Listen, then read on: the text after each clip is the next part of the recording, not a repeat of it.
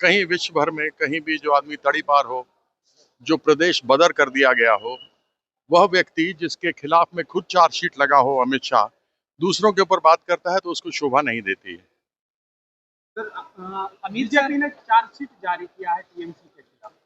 हमने भी बीजेपी के खिलाफ चार्जशीट जारी किया है कि जगह जगह जहां बंगला बोलने वाले लोग हैं उनको मारा जाता है। अमित शाह जी उनको कहते हैं कि वह बांग्लादेशी हैं, घुसपैठियों की बात करते हैं, लेकिन आज तक एक भी नाम उन्होंने घुसपैठियों का नहीं दिया है।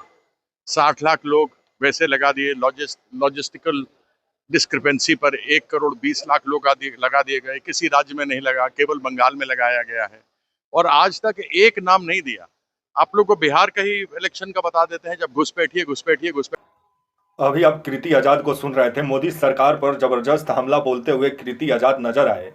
नमस्कार, मेरा नाम विश्वजीत कुमार और आप देख रहे हैं वाक फॉर इंडिया न्यूज। मोदी सरकार पर जबरदस्त हमला बोले हैं कृति आजाद। 2 दिन पहले आपका पटना एयरपोर्ट पे पहुंचे, जहां पत्रकारों से बातचीत के दौरान आपका कृति आजाद जो है वो भाजपा पर जमकर निशाना साधे। तो वहीं कृति आजाद का कहना था कि आज ईरान भारतीयों का मुंह देख करके आपका जो है वो तेल टैंकर आने दे रहा है, ना कि मोदी जी का मुंह देख के। मोदी जी का जो विदेश नीति है वो पूरे तरीके से फेल हो गया है। तो वहीं पत्रकार पूछे कि जो चार्जशीट जो दायर किया गया है आपका तृणमूल को लेकर, तो उस पर कृति आजाद का कहना था कि भाजपा को लेकर के हम लोगों ने भी चार्जशीट दायर किया है। और जिस तरह से कृति आजाद भाजपा पे हमलावर नजर आए, तो वहीं पश्चिम बंगाल में चुनाव भी है और बर्धमान से आपका कृति आजाद सांसद भी हैं, दुर्गापुर से, और बिहार से बिलोंग करते हैं, आपका दरभंगा से, और मैथिली ब्राह्मण हैं। 1999 में दरभंगा से सांसद भी बने भाजपा का टिकट पे। लेकिन जब से भाजपा मोदीमय हुई तब से आपका जो है विपक्ष का भूमिका में आ गए कृति आजाद और ममता बनर्जी की पार्टी तृणमूल से जुड़े, जिसके बाद ममता बनर्जी इनको बर्धमान दुर्गापुर से उम्मीदवार बनाई। अभी फिलहाल वहीं से सांसद हैं और भाजपा पे जबरदस्त हमला बोले। क्या बोले आप भी सुनिए। सिर पर पट्टी बनवा लेती है, कभी पैर तोड़वा लेती है, विक्टिम कार्ड खेलती है। विश्व भर में एकमात्र तड़ीपार गृह मंत्री है। कहीं विश्व भर में कहीं भी जो आदमी तड़ीपार हो, जो प्रदेश बदर कर दिया गया हो, वह व्यक्ति जिसके खिलाफ में खुद चार्जशीट लगा हो, अमित शाह दूसरों के ऊपर बात करता है तो उसको शोभा नहीं देती है। सर, अमित शाह ने चार्जशीट जारी किया है टीएमसी के खिलाफ। हमने भी बीजेपी के खिलाफ चार्जशीट जारी किया है कि जगह जगह जहां बंगला बोलने वाले लोग हैं उनको मारा जाता है। अमित शाह जी उनको कहते हैं कि वह बांग्लादेशी हैं, घुसपैठियों की बात करते हैं, लेकिन आज तक एक भी नाम उन्होंने घुसपैठियों का नहीं दिया है। 60 लाख लोग वैसे लगा दिए, लॉजिस्टिकल डिस्क्रिपेंसी पर 1 करोड़ 20 लाख लोग लगा दिए गए। किसी राज्य में नहीं लगा, केवल बंगाल में लगाया गया है और आज तक एक नाम नहीं दिया। आप लोग को बिहार का ही इलेक्शन का बता देते हैं, जब घुसपैठियों की बात हुई थी तो कितने घुसपैठिए निकले। 12 साल से सरकार में है, घुसपैठियों को रोकना इनका काम है अंतर्राष्ट्रीय बॉर्डर पर, लेकिन ये रोकते नहीं है, दूसरों के ऊपर इल्जाम लगाते हैं। कम से कम अपना चेहरा तो शीशे में आईने में पहले देख लें, किसी को दूसरे के ऊपर इल्जाम लगाने से पहले। वैसे ममता बनर्जी की तुष्टीकरण की राजनीति के कारण बंगाल जो है घुसपैठियों का रास्ता बना हुआ, जबकि आसाम में घुसपैठिए नहीं है। आसाम में 19 लाख लोग पिछले 10 साल से डिटेंशन सेंटर में है, जिसमें से 15 लाख हिंदू हैं। डिटेंशन सेंटर आप समझते हैं, जो सरकार ने अपनी तरफ से एक बड़ा 100 एकड़ की जगह ले ली है, उसके अंदर लोग रह रहे हैं। खाना मिलता है तो मिलता है, नहीं मिलता तो नहीं मिलता। उन लोगों की हालत परिस्थिति बड़ी खराब है। जरा उनके बारे में बता दें, उसके बाद कहीं दूसरे के बारे में बात करें। ये अमित शाह और भारतीय जनता पार्टी का जो मानसिकता और विचारधारा नहीं बदल सकती।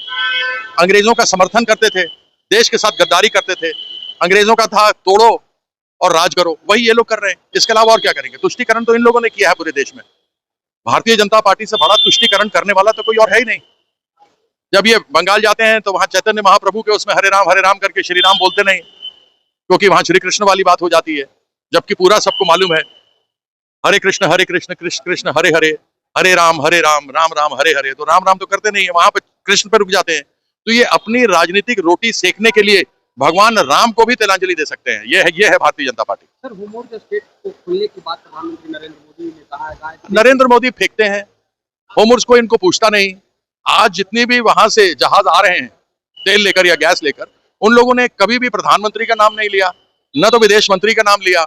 उन्होंने केवल ये कहा कि भारत के लोग जो हमारे साथ हजारों साल से खड़े हैं उनको दिक्कत ना हो, इसलिए हम कर रहे हैं। तो किस बात का प्रधानमंत्री बात करते हैं? डोनाल्ड ट्रंप कुछ बोलता है तो उनके मुंह से चू नहीं निकलती। वो कहता है रशिया से तेल मत लो, तो ये कुछ नहीं बोलते। विश्व का सबसे बड़ा लोकतंत्र है ये, और प्रधानमंत्री के मुंह से जबान नहीं खुलती है, बेइज्जती करवाते हैं। इससे बड़ी बेइज्जती भारत जैसे लोकतंत्र की क्या हो सकती है, जो भारतीय जनता पार्टी की सरकार कर रही है। सर धुरंधर पार्ट 2 फिल्म आया सर, क्या लगता है ये प्रोपेगेंडा फिल्म है? आप मुझे खुद बताइए कि 10,000 रुपए में आपको 1,000 रुपए के नोट के अंदर $20,000 मिल रहा है, जबकि आज डॉलर की कीमत क्या हो गई? 95 रुपए। मोदी जी ने कहा था कि जैसे जैसे रुपया गिर रहा है, प्रधानमंत्री की उम्र तक उसका भाव आने वाला है। आज तो खुद नरेंद्र मोदी जी जो 30 रुपए का डॉलर लाने वाले थे, आज 95 रुपए का डॉलर हो गया। इसका जवाब देंगे मोदी जी? इन सब जवाब नहीं है किसी के पास। जवाब केवल प्रश्न जो है वह विपक्ष से पूछा जाएगा, लेकिन सरकार से नहीं पूछा जाएगा कि 2 करोड़ नौकरियां प्रत्येक वर्ष क्या हुई। 15-15 लाख सिर्फ मेरे ही अकाउंट में नहीं, हम सबों के अकाउंट में आने वाले थे, कहाँ गए वो? कहाँ है काला धन? स्मार्ट सिटी बनने वाली थी पटना, वो स्मार्ट सिटी क्यों नहीं बनी पटना? इसका जवाब देंगे? 14,000 करोड़ रुपया खर्चा कर देने के बाद स्मार्ट सिटी का योजना ही बंद कर दिया गया।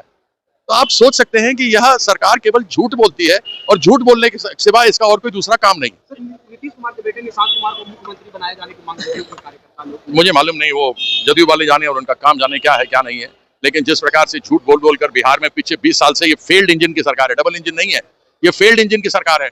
मुझे बताइए आज भी हत्या होती है कि नहीं? फिरौती ली जाती है कि नहीं ली जाती? बलात्कार होता है या नहीं होता? डकैती होती है या नहीं होती बिहार के अंदर? और 20 साल से इनकी फेल्ड सरकार है, फेल्ड डबल इंजन। अभी आप कृति आजाद को सुन रहे थे। कृति आजाद का कहना था कि ये जो सरकार है बिहार में पूरे तरीके से फेल्ड सरकार है और तुष्टीकरण का राजनीति भाजपा करती है। भाजपा का चाल और चरित्र और चेहरा को लेकर के भी सवाल खड़ा किए। तो वहीं पश्चिम बंगाल में भी चुनाव है, उससे पहले कृति आजाद जिस तरह से भाजपा पर हमलावर नजर आए, अमित शाह को भी निशाने पर ले लिए और मोदी जी को भी आप सुने ही। तो वहीं बिहार पहुंचकर जिस तरह से डबल इंजन की सरकार को फेल बताते हुए नजर आए, तो वहीं अब आने वाले समय में पश्चिम बंगाल में कौन चुनाव जीतता है देखने वाली बात होगी, किसका सरकार बनता है। लेकिन कृति आजाद भाजपा पे हमलावर नजर आए, आप सुने भी।